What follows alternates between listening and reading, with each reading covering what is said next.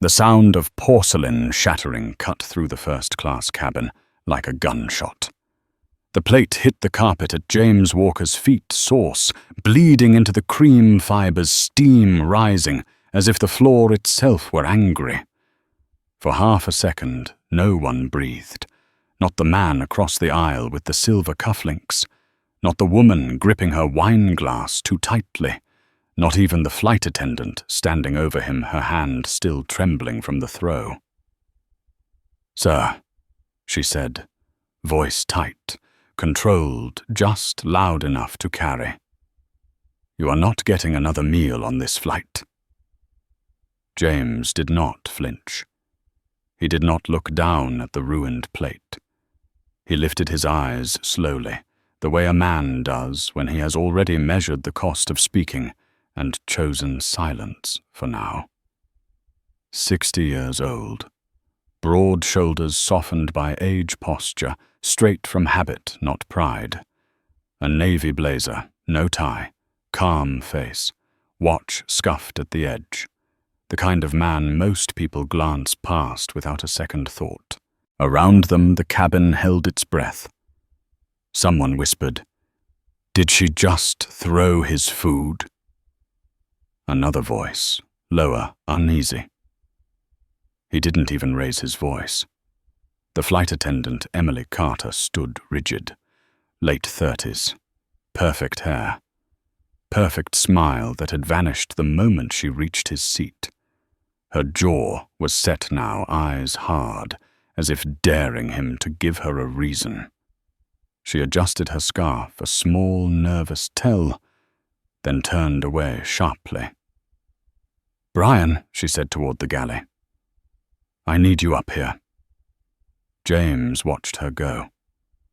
He noticed the way her shoulders were tense, the way her steps were fast, almost angry. He noticed everything. He always had. Just minutes earlier, the cabin had been warm with quiet luxury. Low amber lights, the soft clink of glass, the hum of the engines settling into cruise, a flight like any other, advertised as comfort, sold as care. James had waited patiently, then hands folded, eyes on the window where clouds stretched like old cotton. He had ordered his meal weeks ago. Low sodium. Medical note attached. Confirmed. Paid in full. No complaints. No rush. When Emily reached his row, her smile had faded. She glanced at her tablet, then at him, then back again, as if something did not line up. "I'm sorry," she said, not sounding sorry at all. "We're out of that option." James had nodded once. "Then I'll wait," he said quietly. "I pre-ordered." Her lips pressed thin. "Sir, this isn't a restaurant." That was when the tension shifted. Subtle. A few heads turned. The man in the aisle seat paused mid-bite. James felt it. Then the familiar pressure behind the ribs. Not anger. Recognition. When the plate finally came, it was wrong. Heavy sauce. Salt he could taste before it reached his tongue. He hadn't touched it yet when Emily returned, already defensive. "That's not what I ordered," James said. Calm, steady. "I can show you the confirmation." She didn't look at the phone when he raised it. She looked at his face instead. "Long enough." Then she reached out and took the plate. You know what she said, and then the plate was airborne. Now the galley curtain snapped back as Brian Mitchell appeared. Early 50s, thick neck, airline posture. The kind of authority built on routine and unchecked years. He took in the scene in one sweep, the mess on the floor. The frozen passengers, James, still seated, hands open on his knees. "What seems to be the problem?" Brian said, already irritated. Emily spoke fast. Too fast. He's been difficult since service started, questioning everything, making me uncomfortable. James looked up at Brian then. Not pleading, not defensive. Assessing. I asked for the meal I paid for, he said. That's all. Brian's eyes flicked to the carpet, then back. He exhaled through his nose. Sir, sometimes things run out. We do our best. I understand, James replied. But my meal didn't run out. It was taken. A ripple moved through the cabin. A man coughed. Someone shifted in their seat. Brian's jaw tightened. That's a serious accusation. So is throwing a plate at a customer, James said, still even. For a moment, Brian said nothing. Then he leaned closer, lowering his voice the way men do when they believe power is on their side. I'm going to need you to calm down. James felt the word land. Calm down. He had been calm the entire time. I am calm, he said. Brian straightened. Good. Then we won't have any further issues. He turned to Emily. Let's step back. As they moved away, James caught fragments of their whispers. Sharp, defensive. Emily's voice, tight with something close to fear now. Brian, nodding lips pressed thin. He noticed something else too. The glance Brian cast toward the cockpit. Quick, calculating. Across the aisle, a white-haired woman met James's eyes. She looked shaken. She mouthed. I saw. James gave her a small nod. Gratitude without performance. The engines droned on. The plane moved forward through the sky, indifferent. James leaned back and closed his eyes for a brief second. He could feel his heart now steady, but heavier. This wasn't about hunger. It never was. It was about control. About who was allowed to ask. About who was expected to swallow what they were given. He thought of the email he'd read the night before, the bland language of corporate optimism. New leadership. New standards. A promise on paper.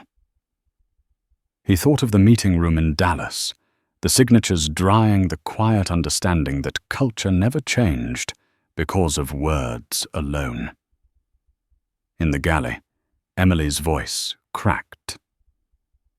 I didn't do anything wrong. Brian's reply was low.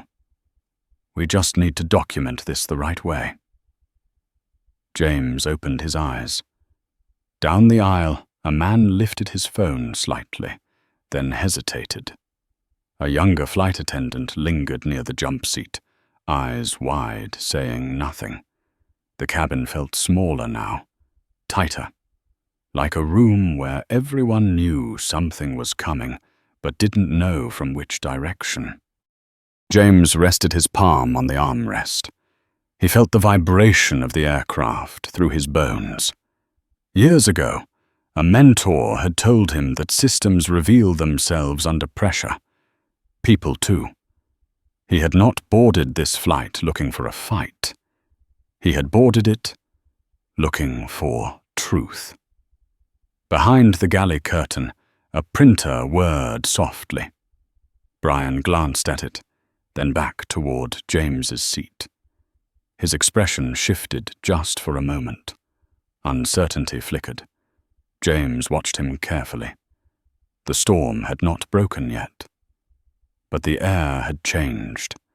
The intercom chimed once, soft and polite, and then went dead without an announcement. A small mistake that told James more than any words could have. Brian Mitchell emerged from the cockpit with a forced calm that didn't reach his eyes. He paused in the aisle, smoothing his vest, scanning faces as if counting allies. Emily followed 2 steps behind, arms folded tight across her chest, chin lifted too high. The cabin lights dimmed a notch, the amber glow turning the space intimate, conspiratorial. James felt the shift settle over the room like a held breath. "Ladies and gentlemen," Brian began, voice measured, "we've had a minor service disruption. Everything is under control." Minor. The word floated thin as tissue. He turned toward James. "Sir, I need you to step with me to the galley so we can resolve this privately." James didn't move. He looked at Brian the way one looks at a door that opens inward when it should open out. "I'm comfortable right here," he said. "We can speak here." A murmur rippled. Brian's jaw tightened again. "This is a courtesy." "So is the meal I paid for," James replied. Emily let out a sharp breath. "You're escalating," she said, loud enough to be heard. Her eyes darted toward the white-haired woman, across the aisle, then away. "You've been hostile since I approached." James turned his head slightly, meeting her gaze. "You threw a plate," he said. I remained seated. Brian raised a hand.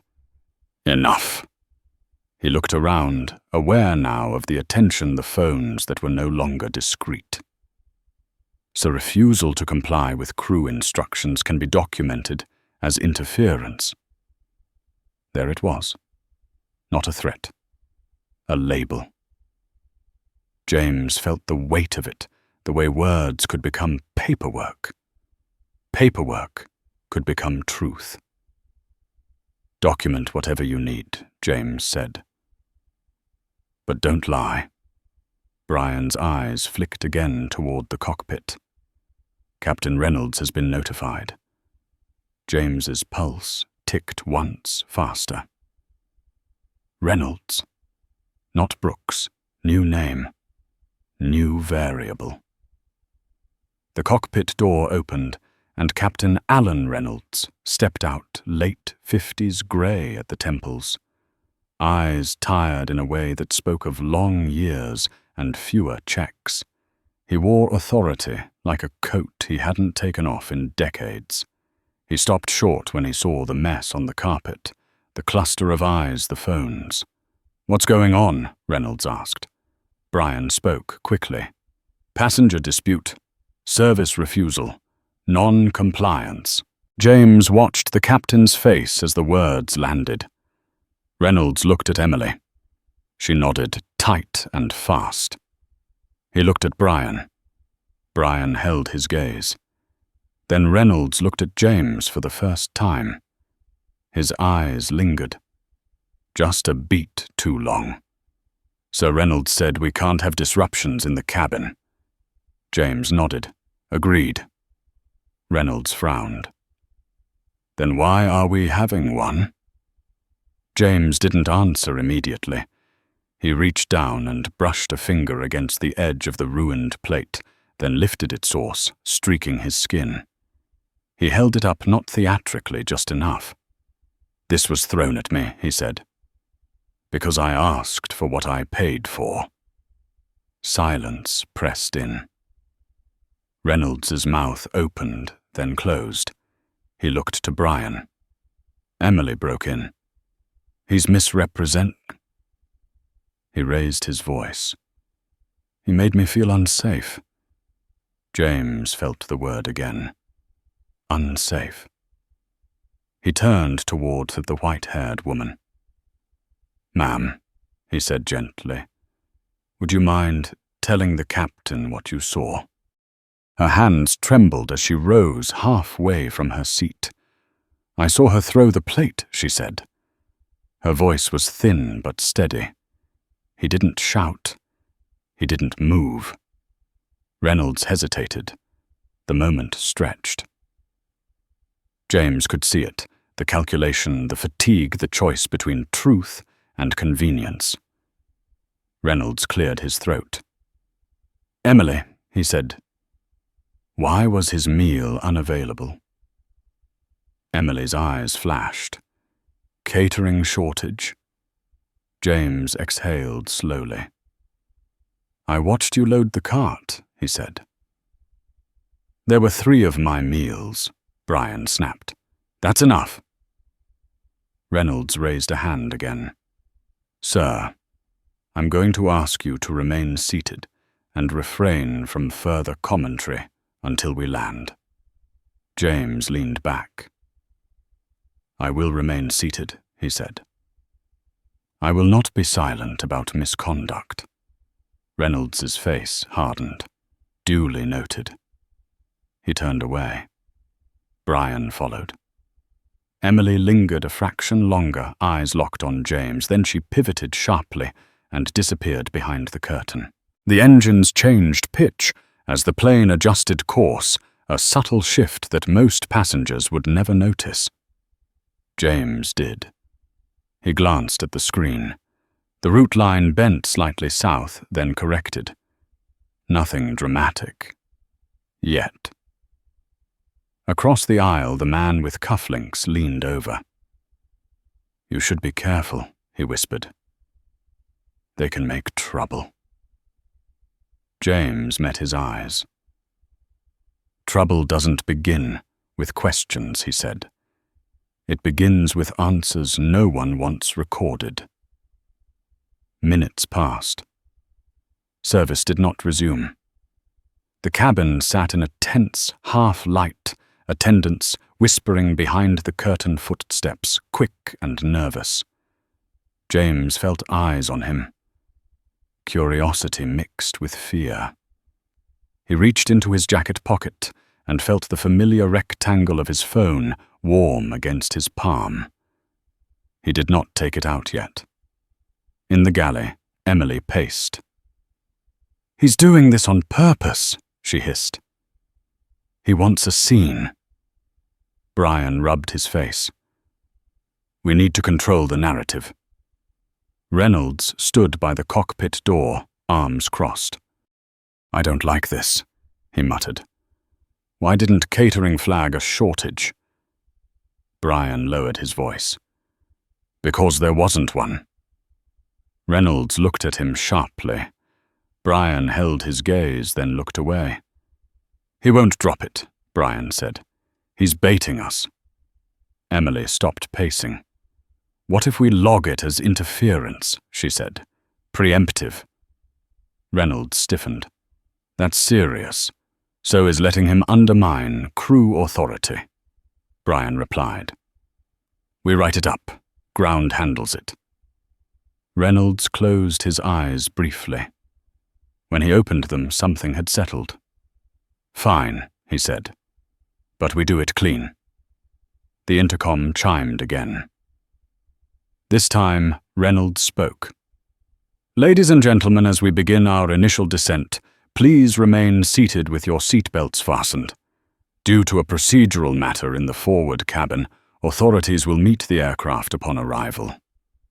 The words landed heavy. James felt the cabin stiffen around him. He saw the white-haired woman grip her armrest. He saw phones lower, then lift again. Emily returned, eyes red now. A tissue pressed to her cheek. She took the jump seat, shoulders shaking. Brian stood at the front, arms crossed, blocking the aisle like a sentry. James finally took out his phone. Battery low. Signal weak. He typed anyway, thumbs steady. He sent a message to a number memorized years ago. Short. Precise. He added a second message, then a third attaching time stamps, names, details. He did not dramatize. He documented. Brian noticed. Put the phone away. He barked. James looked up. I am allowed to use it until instructed otherwise. You're interfering, Brian said. James tilted his head. By sitting. Reynolds did not turn around. The plane began its descent. The lights of the city bled through the windows, sprawling and indifferent. James felt the familiar tightening in his chest, not fear, but resolve. He placed his phone face down on the tray table and rested his hands beside it, open visible. Across the aisle, the white-haired woman leaned forward. "I'm sorry," she whispered. James gave her a small smile. "Don't be," he said. "This is the part where things get honest." The wheels would touch soon. The story was no longer theirs to write alone. The wheels slammed the runway harder than usual, a jolt that rattled teeth and nerves alike, and the cabin exhaled in a shaky wave as the engines roared into reverse. James felt the impact through his spine, the familiar violence of landing, and he welcomed it. Concrete, ground, jurisdiction. The lights outside streaked past the windows, red and blue, already pulsing in the distance like a warning flare no one wanted to acknowledge. The aircraft did not taxi to the terminal. It slowed, then veered, rolling toward a remote stand, far from the glass gates and jet bridges, a place passengers rarely saw unless something had gone wrong. The cabin murmured. Heads turned. Someone swore under their breath. James watched Brian's shoulders tighten at the front of the aisle, watched Captain Reynolds rise from his seat and adjust his jacket as if preparing for a ceremony he had rehearsed too many times. The seatbelt sign chimed and stayed on. Reynolds stepped into the aisle and raised his voice, steady but brittle. "Ladies and gentlemen, please remain seated. Authorities will board the aircraft shortly." A woman near the window whispered, "Authorities for what?" No one answered. The aircraft came to a stop. Silence fell heavy, broken only by the ticking of cooling metal and the distant wail of sirens growing louder. James felt eyes on him again, sharper now, edged with fear and calculation. He kept his hands visible, resting on the armrests, palms open. He breathed slowly, counting each inhale, each exhale, grounding himself in the small human mechanics of staying present. The door hissed open. Cold night air rushed in sharp with jet fuel and rain. Boots thudded on the steps. Then voices, low, commanding. "Airport police," someone called. "Remain seated." Two officers entered. First uniforms. Dark faces unreadable. Behind them came two more, one with a hand already resting near his belt. They scanned the cabin quickly, professionally, eyes moving from face to face until Reynolds pointed. "Row 1. He said. "Aisle seat." James did not look away. The lead officer approached.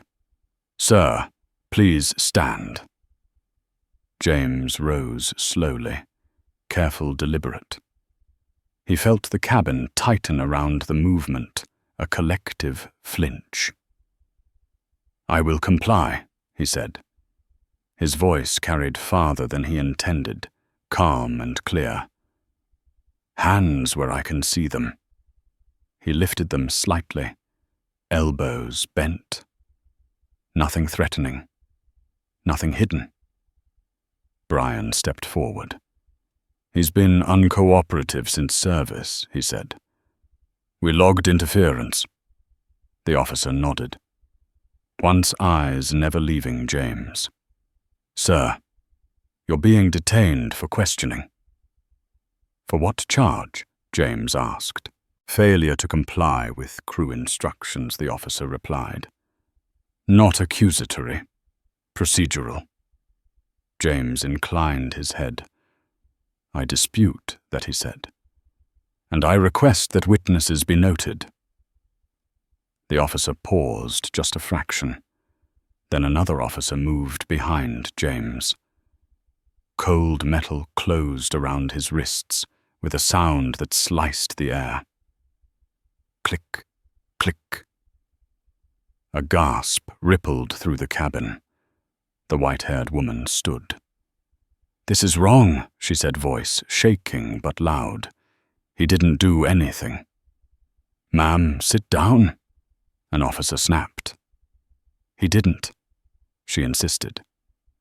"You're making a mistake," Brian raised his voice. "She's emotional. This is a security matter." James felt the cuffs bite, felt the pull as he was guided into the aisle. He did not resist. He did not look back. He walked forward, step by measured step, past faces that could not meet his eyes, past phones lifted now without shame. He heard someone whisper, "I told you." He heard another say, "This is America." He wondered which meaning they intended. At the door, the night swallowed him. Rain speckled his jacket. The wind cut across the tarmac. Cameras flashed from inside the terminal windows, distant and impersonal. The stairs felt narrow under his feet as he descended, each step a small humiliation, magnified by distance and light. At the bottom, a patrol car waited, door open, engine idling. An officer guided James toward it. "Wait."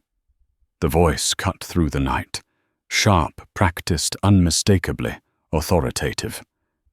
It did not belong to a police officer.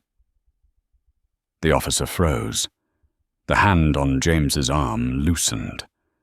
From beside the aircraft, a black sedan rolled to a stop, headlights washing the scene in white.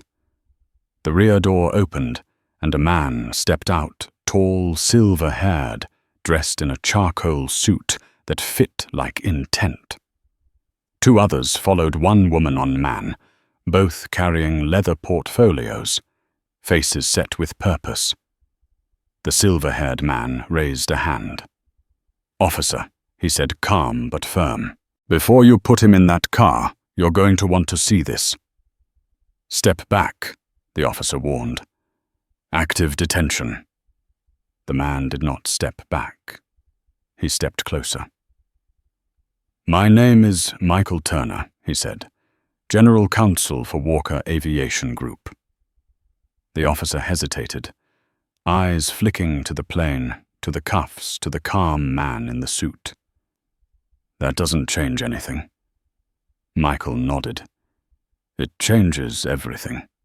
He produced a tablet and held it up, screen glowing in the rain. "You are detaining James Walker," he said, "acting chairman of the airline you just landed." The officer blinked. "That's not what we were told." "Of course not," Michael said. "Check the registration on the tail, then check the ownership chain." The officer took the tablet, scrolled. His posture shifted almost imperceptibly as the information assembled itself in his mind. He looked up at James, looked at the cuffs. "Sir," he said, quieter now, "is this accurate?" James met his gaze. "Yes." Behind them at the top of the stairs, Brian leaned over the railing, confusion bleeding into his face. Emily clutched the doorframe tissue, forgotten. Captain Reynolds stepped forward, eyes narrowed, trying to see past the glare. The officer handed the tablet back. He reached for the cuffs. "I'm going to remove these." "Not yet," James said softly. The officer paused. James turned, rain streaking his face, and looked up at the aircraft, at the people watching, at the crew who had closed ranks so quickly. "I want to go back on board," he said. "With witnesses." Michael smiled, thin and sharp. "Of course." The officer nodded, swallowing. "Yes, sir." The cuffs came off. The metal fell away, light and meaningless now. The officer stepped aside and gestured toward the stairs. James Walker turned and walked back toward the plane. Each step up felt different, lighter. He was not alone this time. Michael flanked him on one side, the woman from the car on the other, her eyes hard calculating. The officers followed, no longer leading, now escorting. At the top, Reynolds blocked the doorway, reflexive authority flaring one last time. "You can't come back on," he said. "This is my aircraft." Michael stepped forward and placed a document against Reynolds's chest. "Not anymore," he said. "You've been relieved of command pending investigation. Step aside." Reynolds stared at the paper, then at James. The color drained from his face. James did not rush. He waited. He let the moment stretch until the captain moved. Inside the cabin was silent. Phones were up now openly. Emily dropped her tissue. It fluttered to the floor unnoticed. Brian's arms hung at his sides, empty. James stepped into the aisle and stopped. "Ladies and gentlemen," he said, voice steady, carrying. "I apologize for the delay." He let his gaze move across their faces, the fear, the curiosity, the relief. He saw the white-haired woman sit, straighter eyes bright. "My name is James Walker," he continued, "and I boarded this flight to see who we are when we think no one important is watching." No one spoke. Behind him, the storm waited. The cabin lights snapped brighter at James's quiet request, washing away the warm glow and leaving nowhere for shadows to hide. People shifted in their seats. The sudden clarity felt like exposure. Every smudge on the carpet, every stiff smile, every trembling hand became visible. Brian stood rigid near the galley entrance, eyes darting. Emily stared at the floor as if it might open. Captain Reynolds hovered a step behind them, shoulders squared by habit, not confidence. James did not raise his voice. He didn't need to. "Please remain seated," he said, calm and unhurried. "This will take a few minutes." Michael Turner moved to his side, opening a leather portfolio with practiced ease. The woman who had arrived with them positioned herself near the cockpit door, quietly speaking to one of the officers. The dynamic in the cabin shifted again, subtler this time. Authority redistributed itself without ceremony. James took one step forward, stopping between row 1 and the galley. He looked at the carpet where the sauce had soaked in, now dark and sticky, a stain that wouldn't come out easily. He looked at the overhead bins, one still ajar, where his jacket had been shoved earlier. He looked at the faces watching him, older men and women, who had seen institutions fail and recover, who knew the cost of silence. This flight was not a test, James said. It was a measure. Brian swallowed. "Sir." With respect, James raised a hand. Brian stopped. "I did not ask to be treated differently." James continued. "I asked to be treated correctly." He turned his head slightly toward Emily. "You threw a plate. That is not a misunderstanding. That is a decision." Emily's breath hitched. She opened her mouth, then closed it. Her hands clenched in the fabric of her skirt. James shifted his attention to Brian. "You documented interference without verifying facts. That is not leadership. That is convenience." Brian's face reddened. "We were maintaining order." "Order is not maintained by erasing the truth," James said. Captain Reynolds cleared his throat, stepping forward. "Mr. Walker," he began, the title new on his tongue. "If there were errors, we can address them through the proper channels." James turned to him fully now. The captain met his gaze and flinched just slightly. "You declared a procedural alert to ground," James said. "You did that knowing the facts were unresolved." Reynolds's jaw tightened. "I acted in the interest of safety." James nodded once. "Safety is not threatened by a seated man asking for his dinner." A low murmur moved through the cabin, not loud, but unanimous. Michael stepped forward, voice clear. "We have reviewed preliminary logs," he said. "Timestamps, internal notes, audio from crew channels." Emily's head snapped up. "You recorded us." "No," Michael replied. "You recorded yourselves." James took a breath, slow, deliberate. "This airline installed open channel monitoring years ago," he said. "For training, for accountability. It is not hidden. It is in the manual." Emily's face drained of color. James did not play any recordings. He didn't need to. The knowledge alone did its work. "I am not interested in spectacle," he said. "I am interested in patterns." He gestured toward the white-haired woman across the aisle. "Ma'am," he said, "you spoke up when it was uncomfortable." "Thank you." She nodded.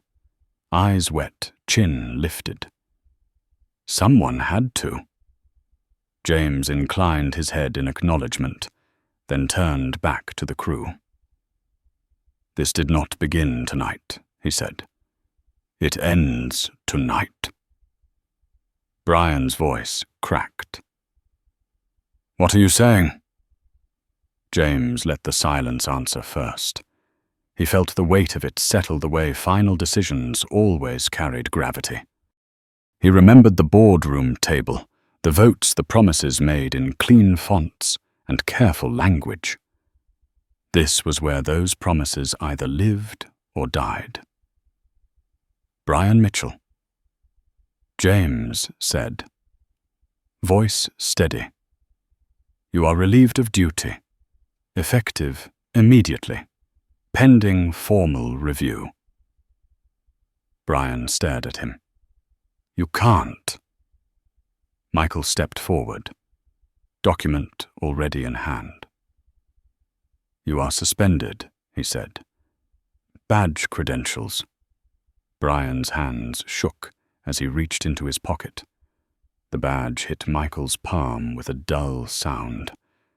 James turned. "Emily Carter," Emily whispered. "Please." James did not soften. "You are suspended without pay, pending investigation." Her knees buckled slightly.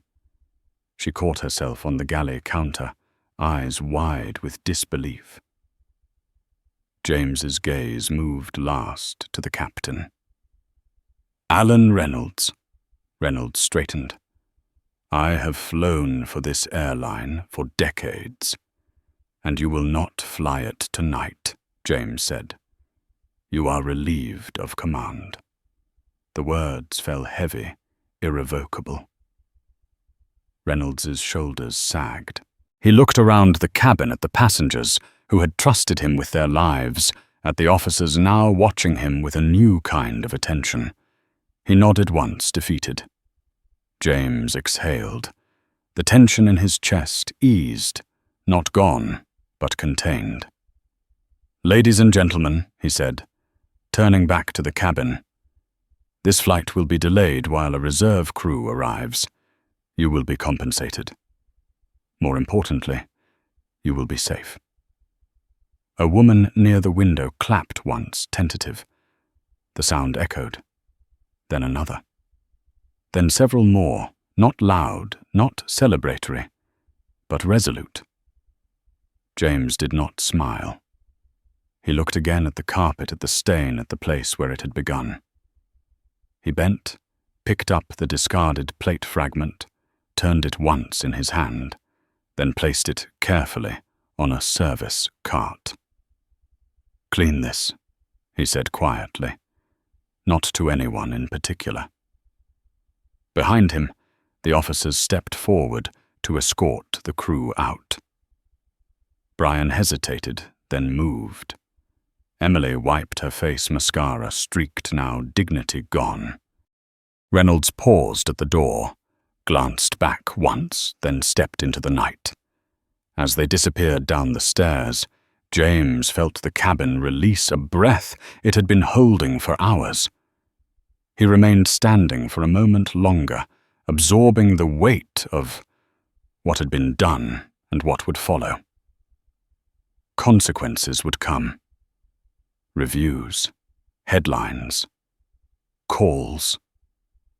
None of that mattered as much as the simple truth now visible in the bright cabin light.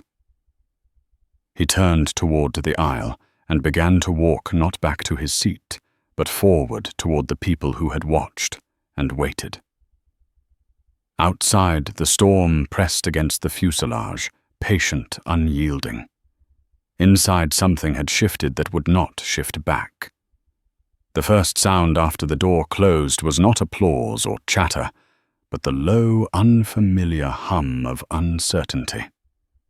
James felt it ripple through the cabin as he walked slowly down the aisle, past faces that were no longer watching him as a curiosity, but as a reckoning. He could sense the questions forming behind their eyes. Who is he? What happens now? How far does this go? He stopped beside the white-haired woman's row. She looked up at him, hands folded tightly in her lap, knuckles pale. "You did the right thing," she said. Voice steady, despite the tremor beneath it. "Even when it cost you." James nodded. "Doing the right thing always costs something," he replied. "That's how you know it's real." She smiled faintly. Relief softened her face. He moved on. At the front, Michael Turner was already on his phone, voice low, efficient speaking in the clipped cadence of someone who had waited years for this moment and still treated it like work. "Yes. Ground the reserve crew. Full background review on everyone attached to this flight. I want catering logs pulled, not summaries. Raw data. Tonight." James paused near the cockpit door, resting one hand lightly against the bulkhead. The plane felt different now. Not calmer, cleaner. As if a long, suppressed truth had finally been allowed to breathe. A young man across the aisle leaned toward his seatmate. "That was insane," he whispered. "I thought they were going to haul him off." "They almost did." The woman replied quietly. James heard them. He heard everything. Leadership had sharpened his hearing in ways no training ever could. He turned slightly toward the cabin. "For those of you wondering," he said, not loud but clear enough to travel. "This isn't about one meal. It never was." He let that settle. It's about what happens when small abuses are tolerated long enough to become normal. No one interrupted. "In my line of work," James continued, "we call that a systems failure. And systems failures don't fix themselves." A man near the window raised a hand hesitantly. "So are we safe to fly?" James met his gaze. "Yes," he said. "We will not leave this ground until I am satisfied that you are." The man nodded, reassured. Behind the scenes, the machinery of consequence had already begun to turn. The officers spoke quietly into their radios, coordinating. Paperwork would follow. Statements, reports that could not be undone by charm or seniority. James knew how these things moved. Slow, methodical, relentless. He glanced at the service cart, still parked awkwardly in the aisle, the broken plate fragment resting on top like evidence. He nudged it aside gently, clearing a path. Symbolic gestures were meaningless unless paired with structural change. Michael approached him, phone finally lowered. "Reserve crew is 20 minutes out," he said. "Catering is being replaced entirely. Not just first class." James nodded. "Good." "And James," Michael added, lowering his voice, "this is already out there. At least 3 live streams." James exhaled. He had expected that. He always did. "Let it be," he said. "We don't manage truth by hiding from it." Michael studied him for a moment, then nodded. "Understood." The cabin lights dimmed slightly as the system recalibrated. People shifted, stretching stiff legs, whispering now with cautious relief. The tension had not vanished, but it had changed shape. It no longer pressed inward. It hovered, waiting to see what kind of ending this would be. James returned to his seat, not because it was his, but because it was empty now and close to the front. He did not close the door. He sat with his hands resting loosely on his thighs, posture relaxed but alert. Across the aisle, the man with the cufflinks finally met his eyes. "I should have said something earlier," he admitted quietly. "I didn't want the trouble." James held his gaze. "That's how trouble survives," he said. "By being avoided." The man looked away, chastened. Time stretched. Outside rain streaked across the windows, blurring the floodlights into long, trembling lines.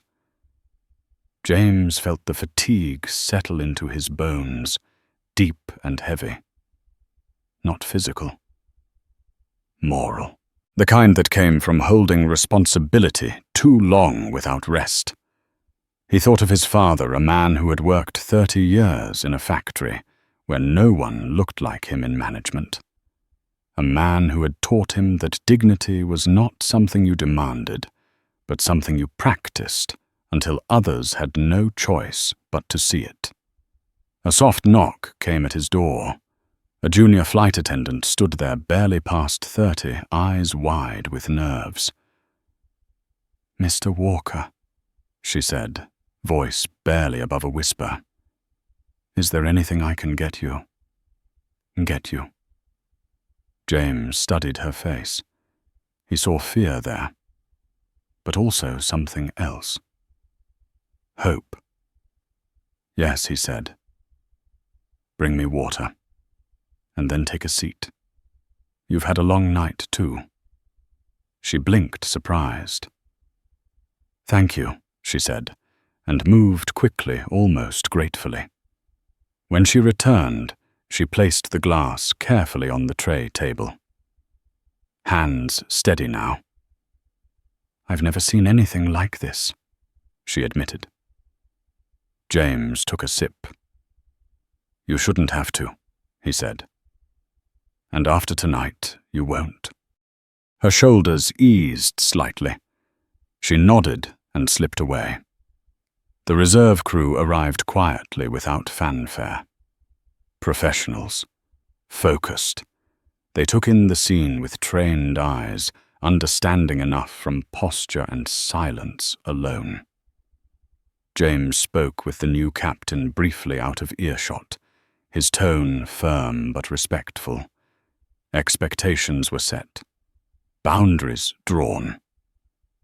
As preparations resumed, James stood once more, this time addressing the cabin with a softer edge.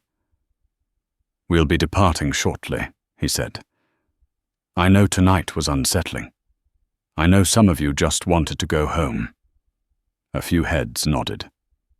So did I. A pause. But sometimes getting where you're going requires stopping first. A low murmur of agreement moved through the rows.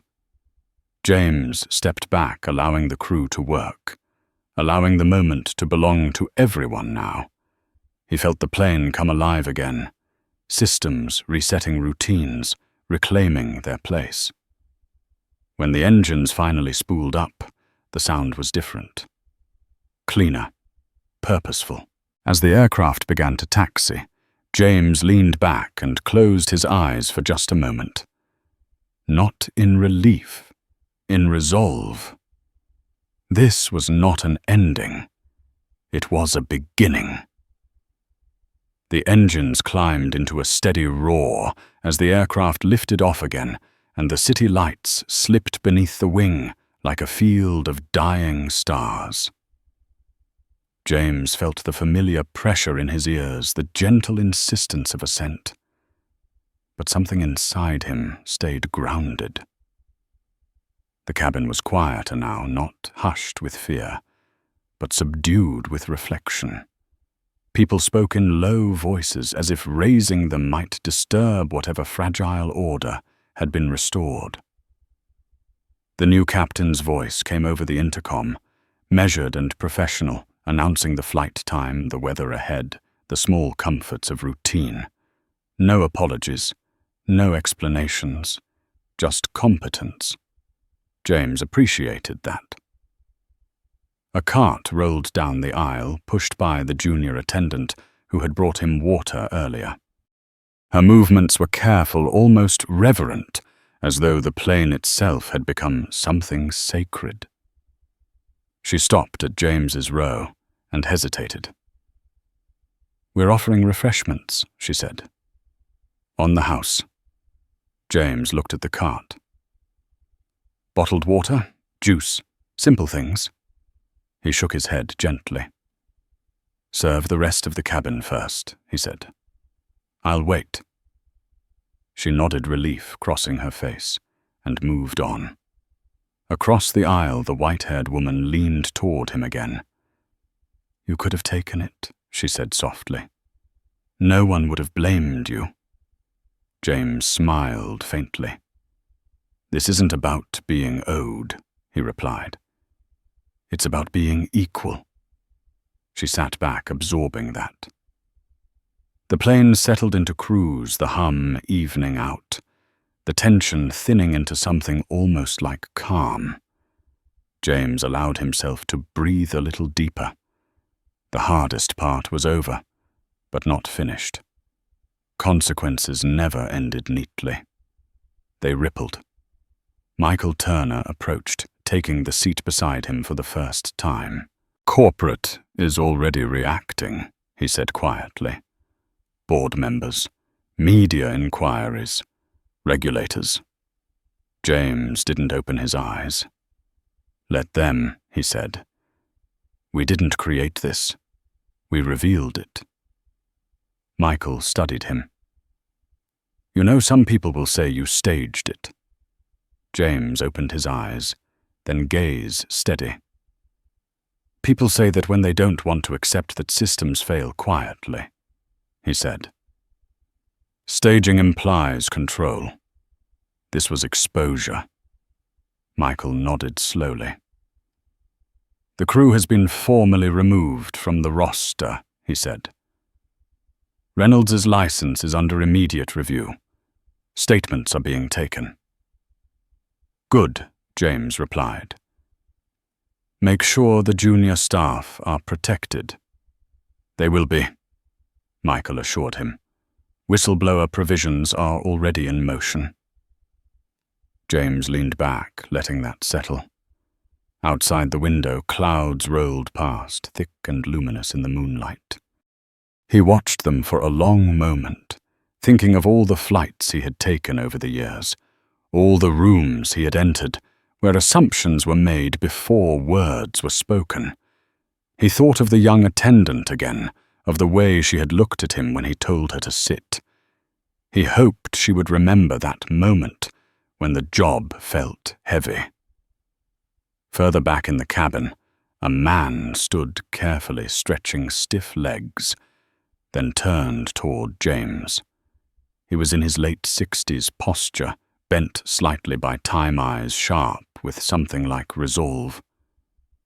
"I worked for an airline once," the man said quietly, not wanting to draw attention.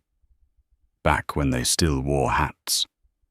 I saw things like this happen all the time. No one ever did anything." James listened. "You did," the man continued. "That matters." James inclined his head. "It matters that you noticed," he said. "That's where change starts." The man smiled, satisfied, and returned to his seat. Minutes passed. The cabin settled into the rhythm of flight, a choreography of small movements and shared air. The junior attendant returned to James at last, placing a glass of water gently on his tray. "For you," she said, softer now. James accepted it. "Thank you." She hesitated. "My mother watches these kinds of stories," she said, almost apologetic. "She says she's tired of seeing people treated like they don't belong." James met her eyes. "Tell her she's not tired," he said.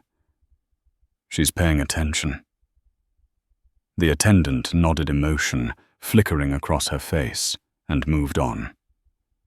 James sipped the water slowly. It tasted like nothing. Clean, honest. His phone vibrated once against his palm. A message from the board. A simple acknowledgement. A promise of review. He read it, then turned the screen face down. There would be time for meetings, for statements, for strategy. Not now. Now there was the quiet aftermath of a moment that would follow him longer than any headline. He closed his eyes again, not to rest, but to listen. The plane spoke in vibrations and distant clicks. A living machine carrying hundreds of lives through darkness. Trust embodied in aluminum and procedure. He opened his eyes when the lights dimmed slightly, signaling the late hour. Some passengers slept. Others stared at screens they weren't really watching. The white-haired woman dozed, her head tilted toward the window, mouth relaxed in peace. James felt a hand brush his arm. Michael stood preparing to return to his seat. "You did the right thing," he said quietly. James nodded. "We did," he corrected. Michael smiled and moved away. Alone again, James allowed himself a rare moment of stillness. He thought of the people who would never know what had almost happened tonight, of the ones who would, of the systems that would tighten and the habits that would resist. He did not imagine himself as a hero. He had seen too many men fall into that trap. He imagined himself as a mirror. Sometimes, all that was needed was to hold it up. The plane cut through the night, steady and sure, carrying with it the weight of a truth that could not be packed away once unpacked. James rested his hands on the armrests, feeling the hum of motion beneath his palms. Ahead there would be land, there would be noise, there would be judgment. But here, suspended between sky and earth, there was only the quiet certainty that something essential had shifted, and that it would not shift back. James Walker closed his eyes once more as the cabin lights dimmed further, not in relief, but in resolve, and let the plane carry him forward. Morning came slowly, not with sunlight, but with the thinning of darkness, the way truth often arrived after a long night. The plane descended through a pale layer of cloud, the city revealing itself in fragments below rooftops and rivers stitched together by early traffic. James watched it all without urgency. The cabin was quiet now, the kind of quiet that followed a reckoning, not the kind that preceded one. The intercom chimed again. The new captain's voice was steady, almost gentle. "We'll be on the ground shortly. Please remain seated." A few passengers straightened. Others stayed still as if moving too soon might disturb the fragile order that had settled over the flight. James felt the wheels touch down softer this time, controlled, respectful. The aircraft rolled toward the terminal, not the remote stand, not the shadows. Glass and light waited ahead. When the plane stopped, the seatbelt sign remained on. Outside, people gathered. Not police this time. Men and women in plain suits, clipboards, tablets. Purpose. Michael Turner leaned in close.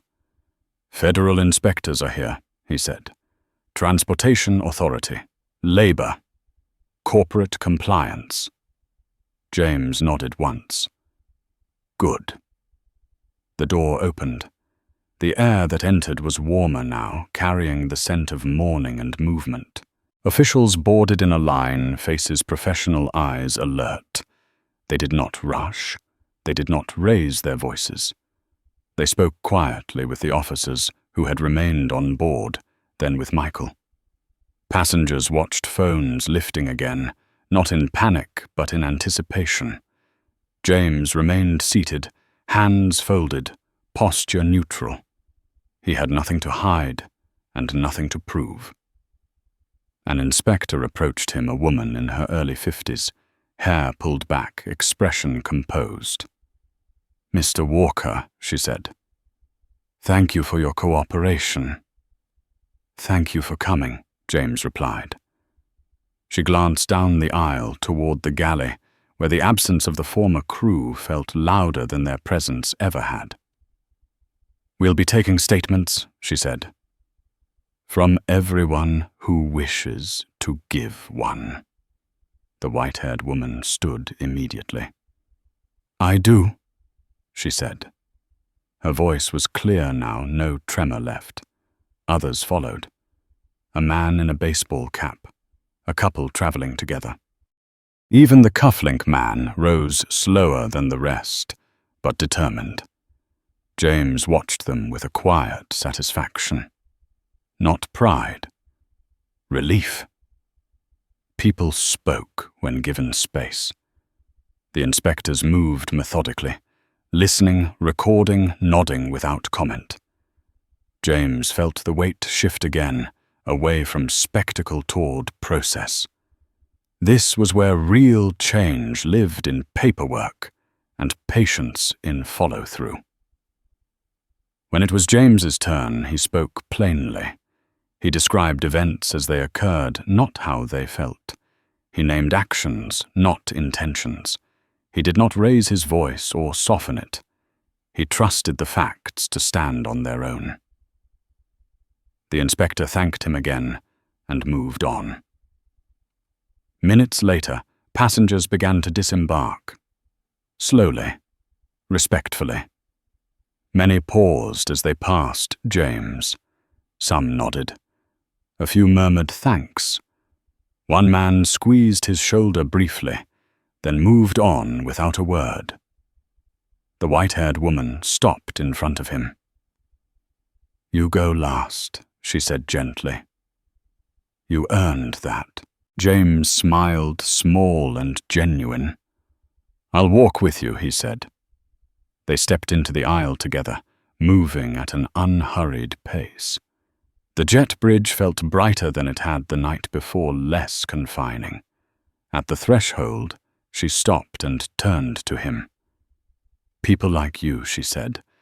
"They don't usually show up when it matters." James met her gaze. "People like me only matter when people like you speak," he replied. She squeezed his hand and went on. James waited until the last passenger left before standing. The plane behind him was empty now, stripped of tension, of noise, of pretense. Just metal and seats and the faint smell of coffee. A machine reset. He walked out, not into applause, not into cameras, but into a corridor where his team waited. Michael was there. The woman from the car. 2 executives he had flown in quietly the night before their presence planned, long before any plate had hit the floor. "Press is asking for a statement," Michael said. James considered. "Not yet." "They'll speculate. They always do," James replied. "Let the process speak first." They moved through the terminal together. People recognized him now. Phones rose. Whispers followed. James did not look away, but he did not perform either. He kept walking, shoulders square, pace even. Outside, the morning air was crisp. The city woke around them, indifferent to individual dramas, hungry for its daily rhythm. James paused beside a row of taxis and looked back at the terminal windows, at the reflections of people inside. "Schedule a full audit," he said. "Service protocols, reporting channels, crew training, everything." Michael nodded. "Already in motion. And make sure the junior staff from that flight are contacted. First," James added, "before anyone else fills the space with fear." Understood. James opened the car door but did not get in immediately. He looked at Michael. "This doesn't end with terminations," he said.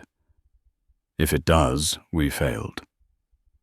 Michael held his gaze. "I know." They drove away as the sun climbed higher, lighting the city in clean lines and long shadows. Later that morning, in a conference room overlooking a river that moved steadily regardless of human urgency, James sat at the head of a table. The board joined by screen and speaker faces arranged in neat boxes, voices layered with concern and resolve. Reports were read, policies cited, decisions proposed. James listened more than he spoke. When he did speak, it was to clarify, not to dominate. "This is not about protecting the company," he said at one point. "It's about protecting the people who trust it." Silence followed, thoughtful, heavy. Then nods. By afternoon, statements were released. Clear, factual, no grandstanding. Accountability named. Investigations confirmed. Commitments outlined. The world reacted in waves, some praising, some doubting, some uncomfortable with what the mirror showed them. James did not watch the coverage. He stood by the window instead, looking down at the river, at boats moving in opposite directions without collision, because rules existed and were followed. His phone buzzed, a message from the junior attendant. "Thank you, just that," James typed back. "Keep your voice. The rest will follow." As evening approached, he gathered his jacket and prepared to leave. The day had been long heavier than most, but the weight felt earned. At the door, Michael paused. "You could have taken the spotlight," he said. "No one would have blamed you." James shook his head. "The spotlight burns," he said. "I'd rather leave a light on." Outside, the city breathed, unaware of how close it had come to another quiet injustice, passing unmarked. James stepped into the street, blending into the movement, just another man among many, carrying with him the certainty that power did not need to announce itself to be real. Above, planes crossed the sky, small and steady, each one carrying its own stories. James watched them for a moment, then turned and walked forward, already thinking about what came next. The backlash didn't arrive all at once. It seeped in quiet at first, like a draft through a closed room. James felt it in the tone of the emails before he read the words, in the pauses during calls that used to flow easily, in the careful way people began sentences as if testing the floor before putting weight on it. Accountability had a way of making even the innocent uncomfortable.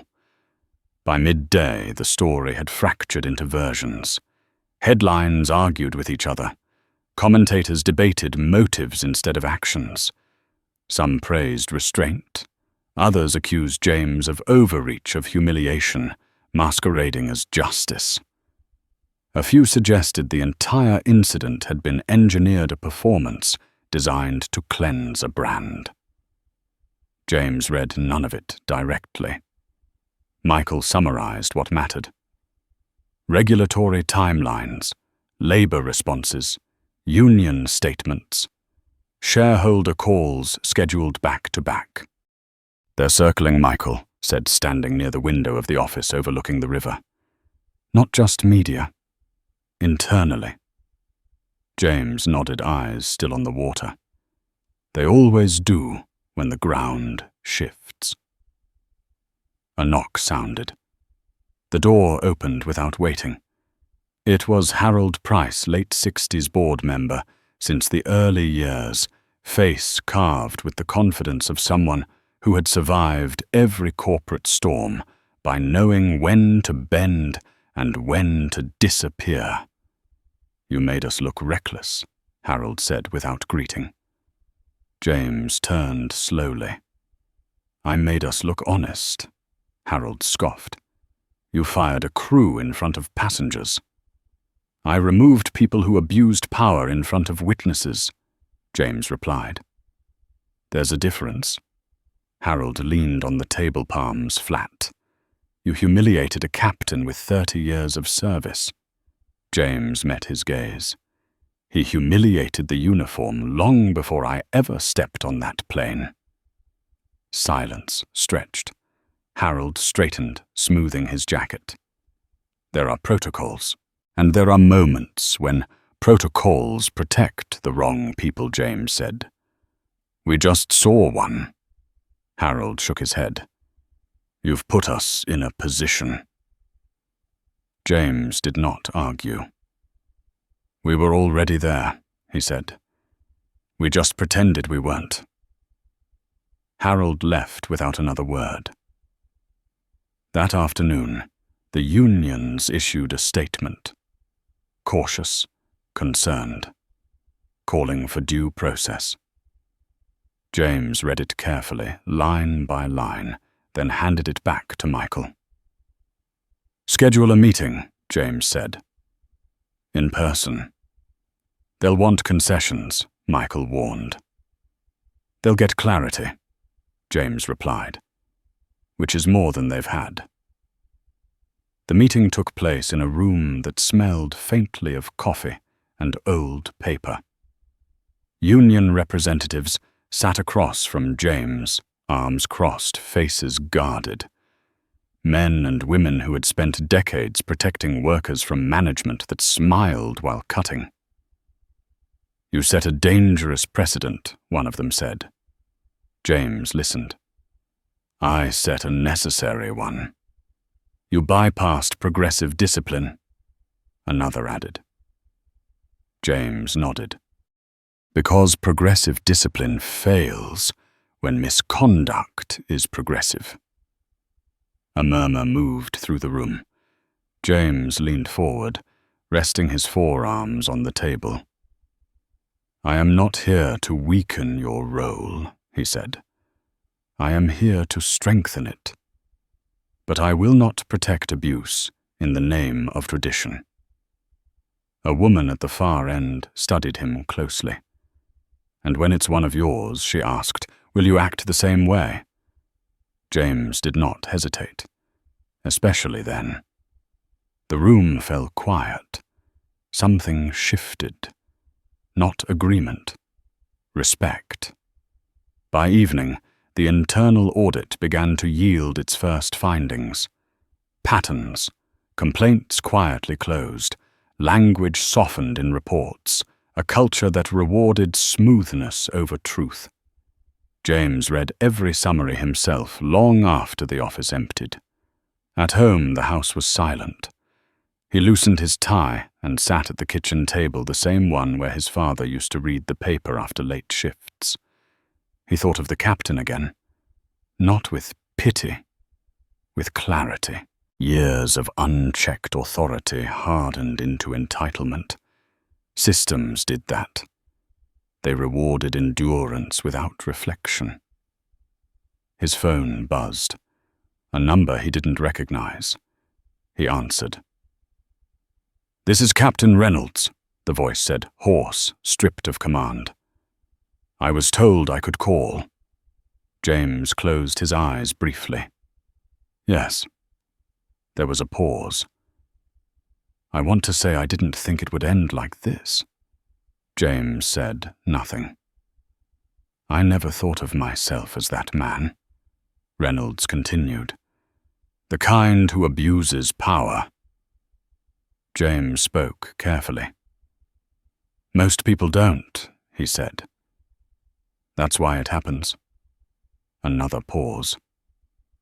"Are you going to ruin me?" Reynolds asked. James considered the question. "Your actions have consequences," he said. "What ruins you is pretending they don't." The line went quiet.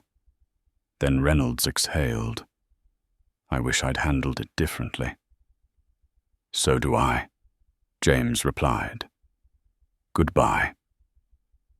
He ended the call and sat there for a long time, the house ticking around him.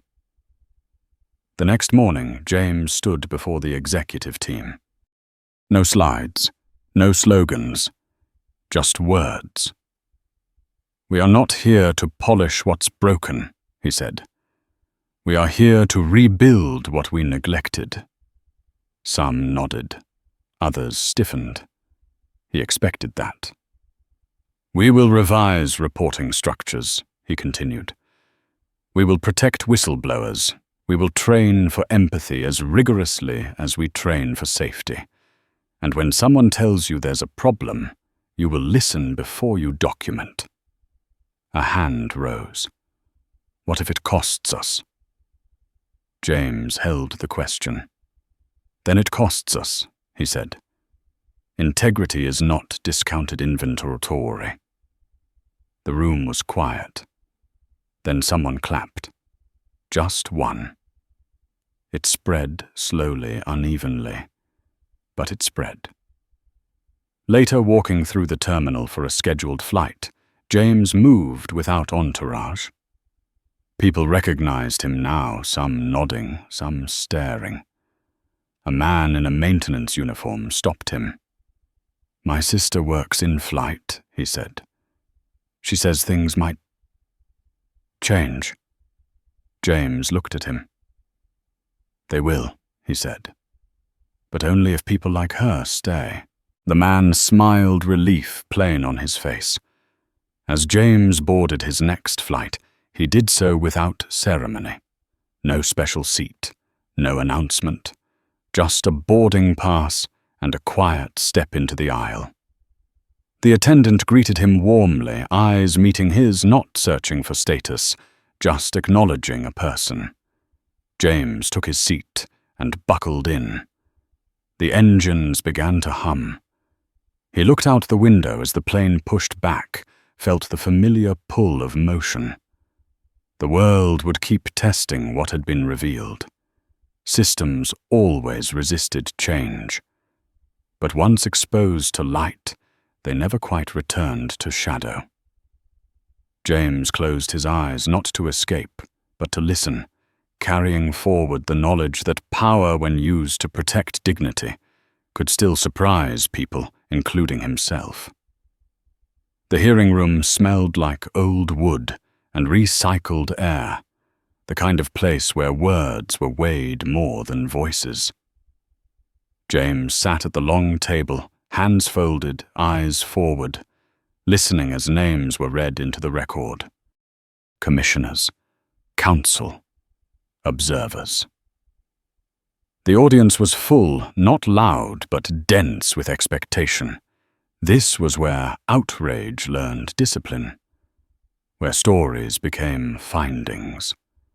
Across from him, a panelist adjusted her glasses. "Mr. Walker," she said, "you understand that this review is not about optics." James nodded. "I do. It is about precedent." "It always is," he replied. The questions came measured, careful, designed to test consistency. Why intervene on a live flight? Why remove personnel before a full investigation? Why speak publicly at all? James answered without flourish. He spoke of duty, of timelines, of the difference between authority and responsibility. He did not speak of humiliation. He spoke of harm. A representative from Labour leaned forward. "Do you acknowledge," he asked, "that public termination can have a chilling effect on reporting?" James met his gaze. "Only if silence was already the safest option," he said. "I intend to change that equation." Murmurs followed, then stillness. An older commissioner cleared his throat. "What about restitution?" James did not hesitate. "Every passenger on that flight was compensated in full," he said. "Beyond that, we established a fund for reporting misconduct without retaliation, independent oversight, external audits." The commissioner nodded slowly. "And the individuals removed." James inhaled once. "They will have process," he said. "They will have counsel. What they will not have is immunity." The hearing recessed at noon. Outside reporters gathered, microphones rising like a field of antennae. James did not stop.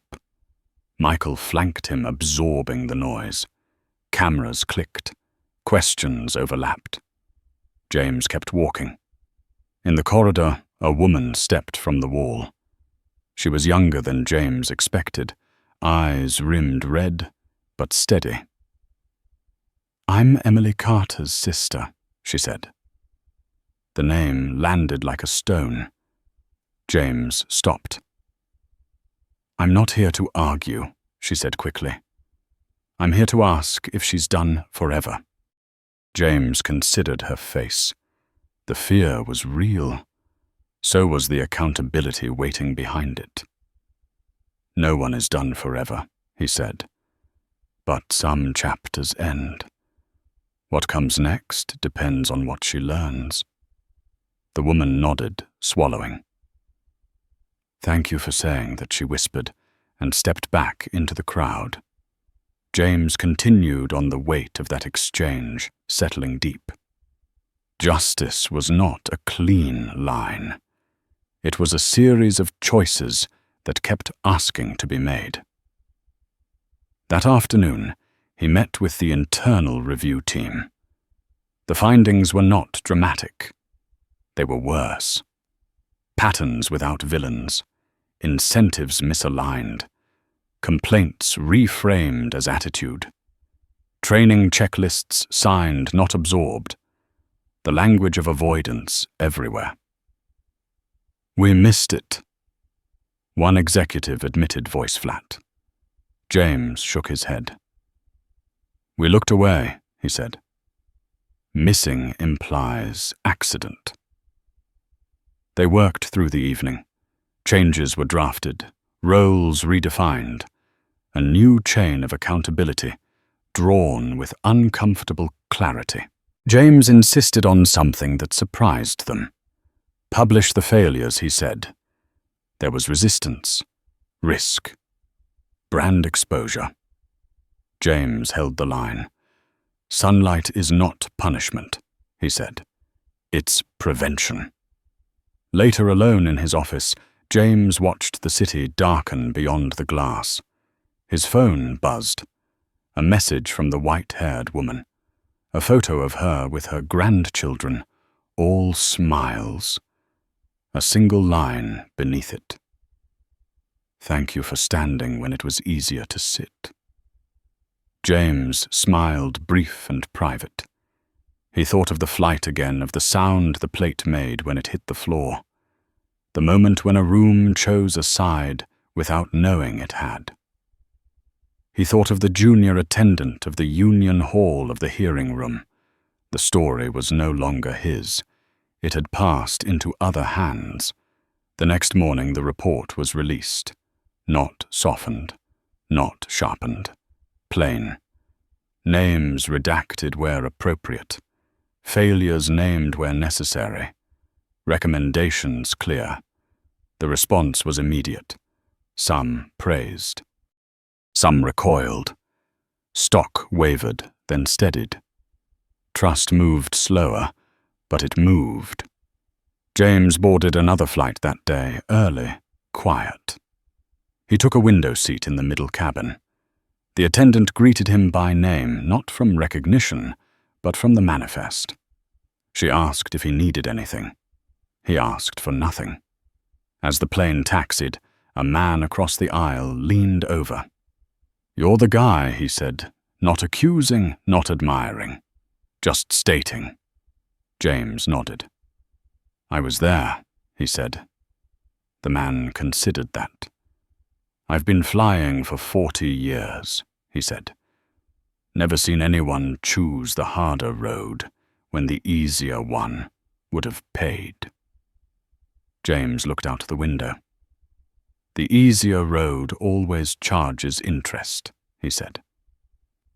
The man laughed softly, then fell quiet.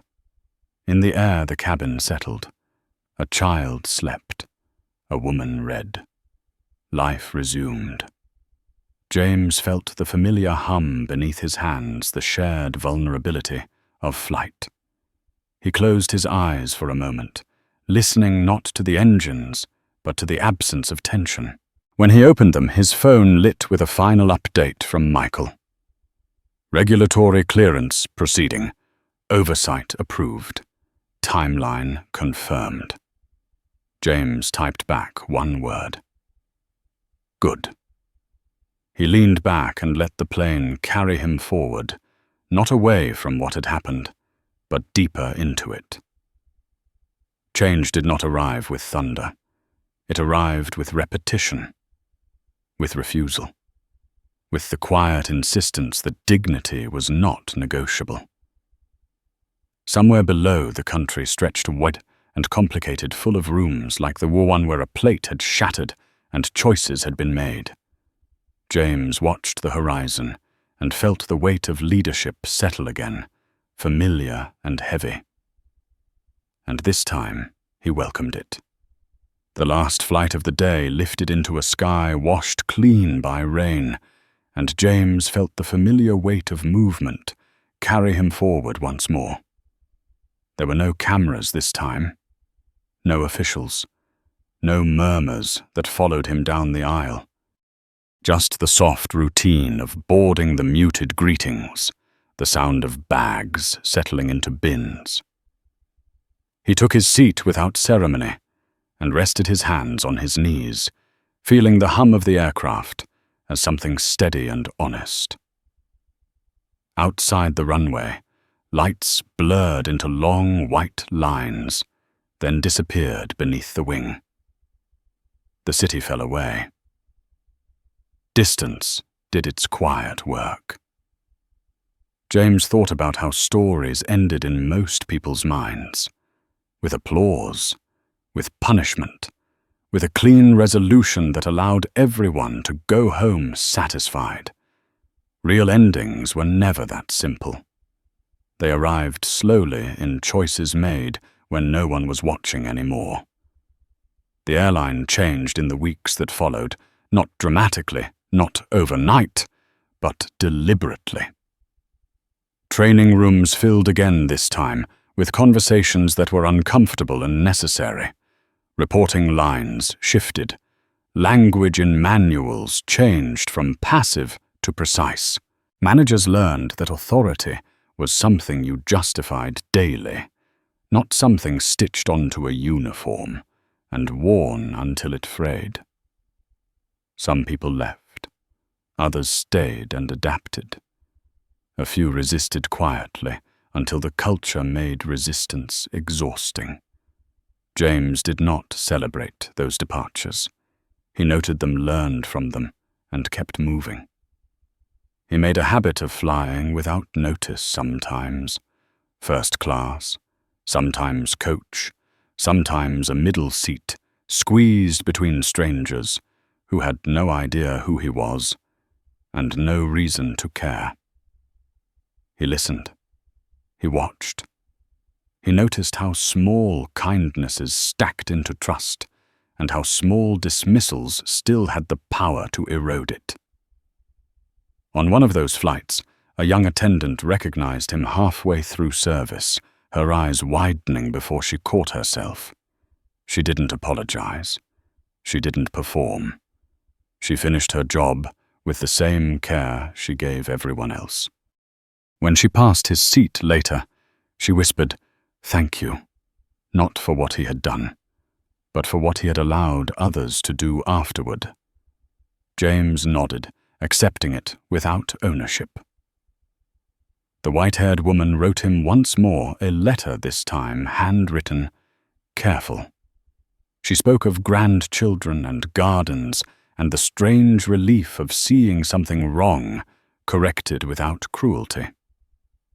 James folded the letter and placed it in his desk drawer where reminders lived. The former captain's appeal moved through the system slow and formal. Facts were examined, context considered, outcomes decided. No spectacle, no revenge, just consequence.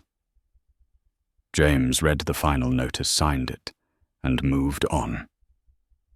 One evening, long after the headlines had moved to something louder and less instructive, James stood again in an airport terminal, watching passengers stream past with rolling bags and tired eyes. He saw himself in some of them decades earlier, learning when to speak and when to wait, when to push and when to endure. He hoped fewer of them would have to learn the hard way. As he boarded his flight, an older man in line behind him nodded.